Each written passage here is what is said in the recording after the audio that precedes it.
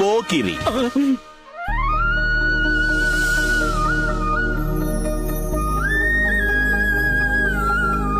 నేను భువనాన్ని మాట్లాడుతున్నాను. అరే మిర్చి పొడి.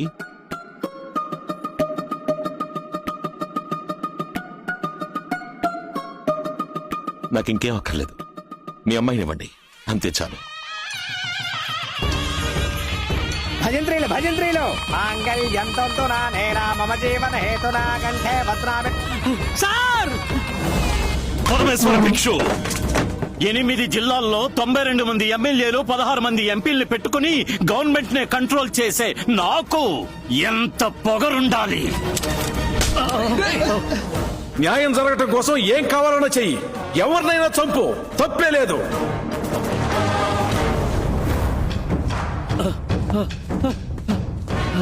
ధైర్యం ఉంటే నన్ను అరెస్ట్ చేయరా. నిన్ను అరెస్ట్ చేస్తే ప్రాణాలతో ఉన్న వాళ్ళకి ప్రమాదం.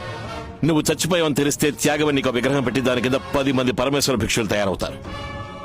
ఈ పాటికి విజయవాడ మొత్తం నువ్వు పారిపోయావని అనుకుంటూ ఉంటారు. నువ్వు ఈ స్వామికి భయపడి పారిపోయావనే పోలీస్ రికార్డ్స్ లో ఉండాలి.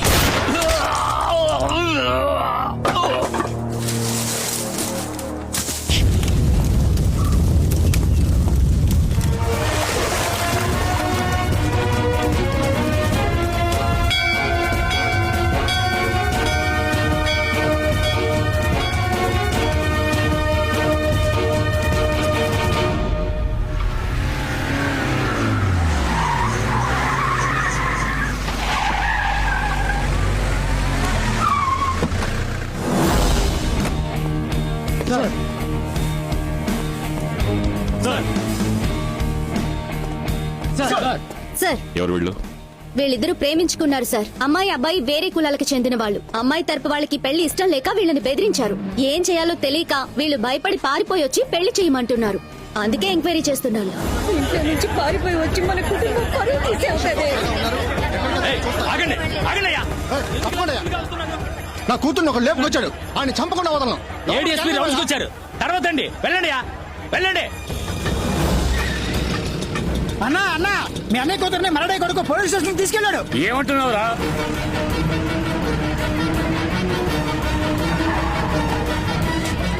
సార్, తప్పుకోండి తప్పుకోండి. అన్నా ఏమైందన్నా? ఇలా చూడండి, వాళ్ళిద్దరు లవ్ చేసుకున్నారు. ఇద్దరు మేజర్స్. గొడవ చేయకుండా ఇక్కడి నుంచి వెళ్ళిపోండి. వసే పందికొక్కు, నీ కూతురు లేచిపోతే ఊరుకుంటావుటే? రే మున్సామి, మరి ఎక్కువ మాట్లాడద్దు. ఒరే హెడ్, నోరు మీరా. మర్యాదగా మాట్లాడబోయా, పెద్ద గొడవ అయిపోతుంది. కానిస్టేబుల్, నోరు మీరా. నేను తలుచుకున్నానంటే ఈ పోలీస్ స్టేషన్ నేలమట్టం చేస్తాను. చూస్తావా? వెళ్ళి వాడిని లాక్ రండి రా. ఏయ్, ఆగండి. ఏయ్!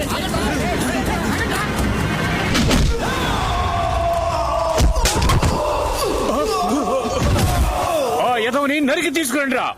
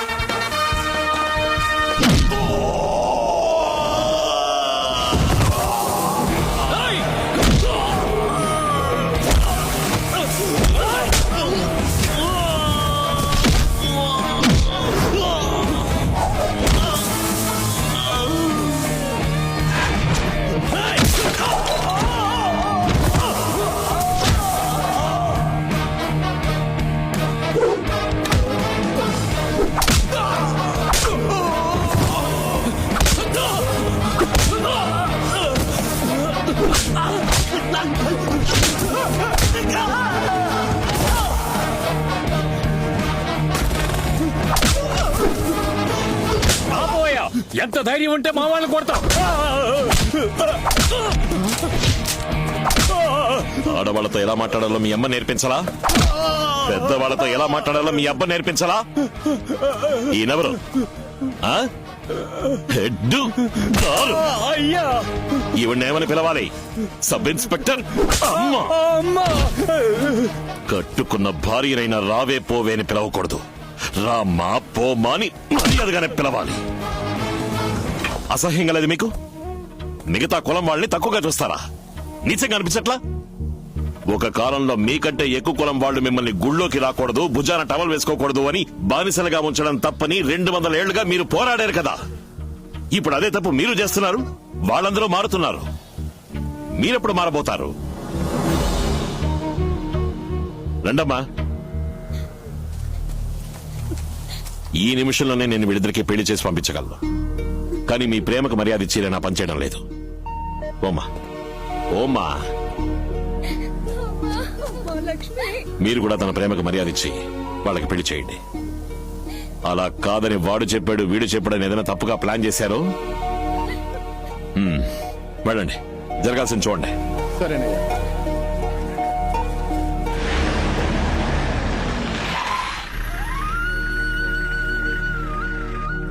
రండి సార్, 4:30కి రమ్మన్నాను. కరెక్ట్ గా 5:30కే వచ్చేసరే.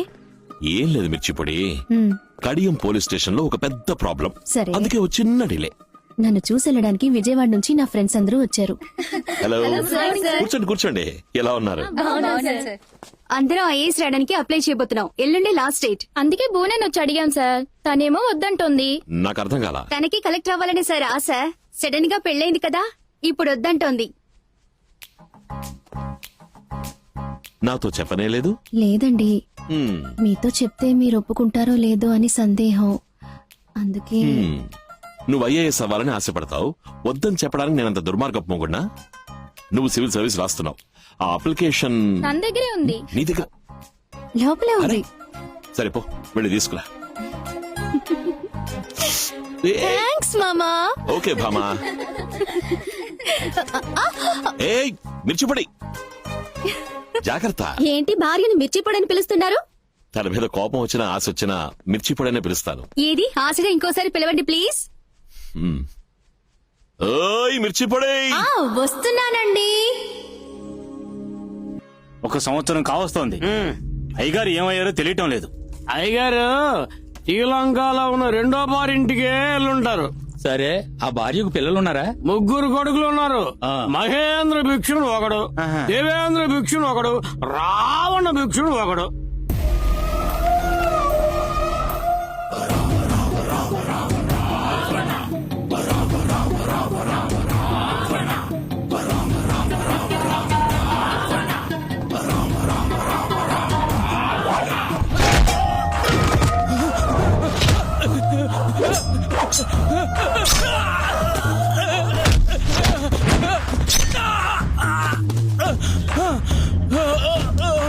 ఏమన్నావురా? మా నాన్న పారిపోయాడా? ఈ నోరే కదా మాటని.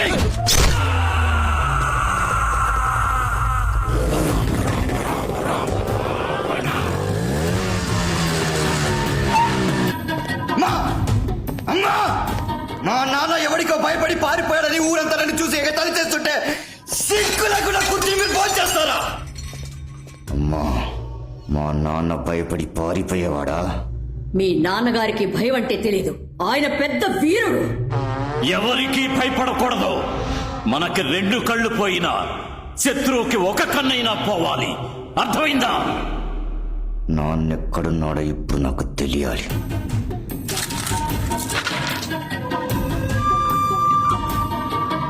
రావణ, ఇప్పుడు సమయం మనకి అనుకూలంగా లేదు. అక్కడేదో జరగరాని పని జరిగింది. నువ్వు వెంటనే విజయవాడకి వెళ్ళు. ఇప్పుడే వెళ్తాను.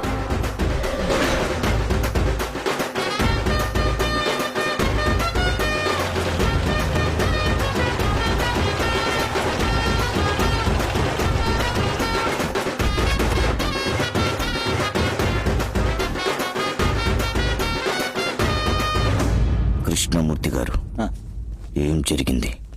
మా నాన్నేమయ్యారు? స్వామితో గొడవ తర్వాత అయ్యగారి దగ్గర నుంచి ఏ కబురు లేదు బాబు.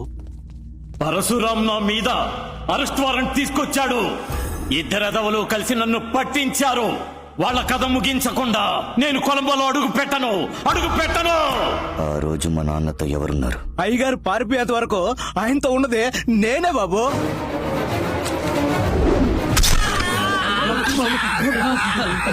ఏంట్రా వాగుతున్నావు?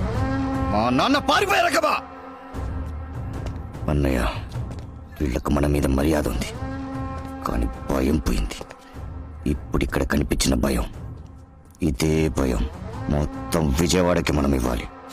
అన్నా, మా నాన్న కేసులో అప్రూవర్ గా మారిన సత్యం ఏ జైల్లో ఉన్నాడు? ఇప్పుడు జామీన్లో బయటకు వచ్చాడు బాబు.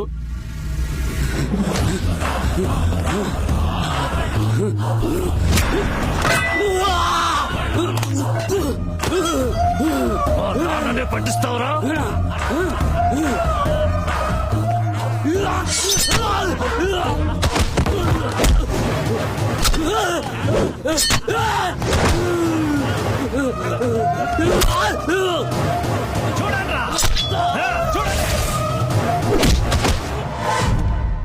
సార్, ఆ పరమేశ్వర భిక్షు ముగ్గురు కొడుకులు ఎప్పుడు విజయవాడలోకి వచ్చి అడుగు పెట్టారు అప్పటి నుంచి ఎవరికి మనశ్శాంతి లేకుండా పోయింది సార్.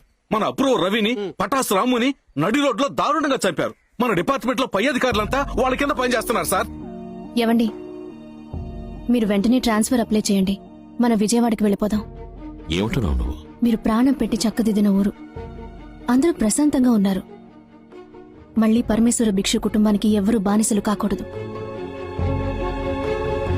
చివరిసారిగా మా నాన్న ఏ చోటుకి వెళ్ళాడో అక్కడికి నేను వెళ్ళాలి. నన్ను అక్కడికి తీసుకెళ్ళండి.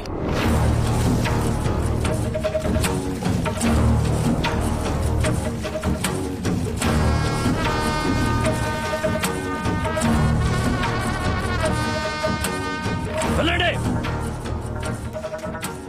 మా నాన్నని ఎవరైనా చూసారా అని కనుక్కోండి. అయ్యగారు చివరిగా ఇక్కడికే వచ్చారటగా. రావణా, దిగులుగా ఉన్నావు. ఆ చుక్కి దొరకలేదు నా. దొరుకుతుంది. ఏడో తల్లి, నేను వచ్చేసాను కదా. ఓ తల్లి, హాయ్. ఎంత వయసు పాపకి? ఓ సంవత్సరం అయ్యా. సరిగ్గా ఎంత?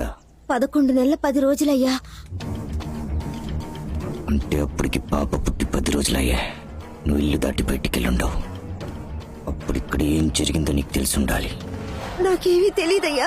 అయ్యా, అయ్యా, నా బిడ్డని ఇచ్చేయండి అయ్యా. నేను నిజం చెప్పేస్తానయ్యా. అయ్యా,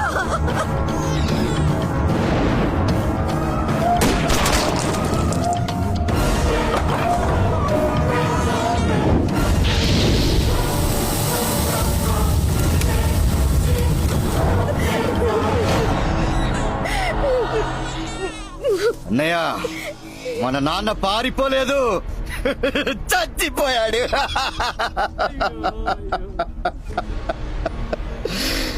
కొట్టండి పోస్టర్లు, పెట్టండి విగ్రహం. పరమేశ్ భిక్షు త్యాగి వీర మరణం.